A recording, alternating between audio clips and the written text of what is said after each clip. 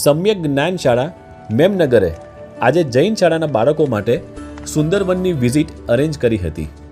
આ વિઝિટનો હેતુ હતો સ્નેક અવેરનેસ પ્રોગ્રામ, જે સુંદરવનમાં ખાસ કરીને જૈન શાળાના બાળકો માટે અરેન્જ કરવામાં આવ્યો હતો. આ એક એજ્યુકેશનલ પ્રોગ્રામ હતો. આ પ્રોગ્રામ દ્વારા જૈન શાળાના બાળકોને સ્નેક વિશેની ખૂબ સુંદર માહિતી સમજાવવામાં આવી. કેટલી પ્રકારના સ્નેક્સ હોય છે, મુખ્ય 2 પ્રકારના, વેનમસ અને નોન વેનમસ, કેવી રીતે આપણે એમને આઈડેન્ટિફાઈ કરી શકીએ, સમાજમાં કેવી ગેરમાન્યતાઓ હોય છે. મોટાભાગના લોકો સર્પથી ડરે છે, એટલે એમને પહેલાં મારી નાખવાનું પસંદ કરે છે.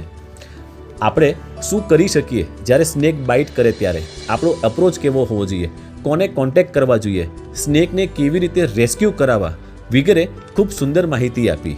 સ્નેક ઇકોલોજીકલ સિસ્ટમ માટે એનું શું મહત્ત્વ છે તે પણ ખૂબ સરસ રીતે ત્યાં સુંદરવનમાં જૈન શાળાના બાળકોને સમજાવવામાં આવ્યું.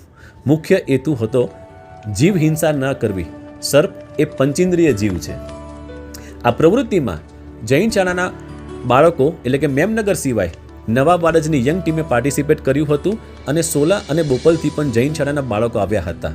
કુલ 43 જણા આ પ્રવૃત્તિમાં પાર્ટિસિપેટ કર્યું અને આ એક્ટિવિટીને એકદમ સક્સેસફુલ બનાવી. આ એક્ટિવિટીને સક્સેસફુલ બનાવવા માટે બધા વાલીઓના અમે આભારી છીએ, અને ખાસ કરીને મેમનગર સંઘના, કે તેઓના સાથ અને સહકાર વગર આ શક્ય નહોતું. જય જિનેન્દ્ર.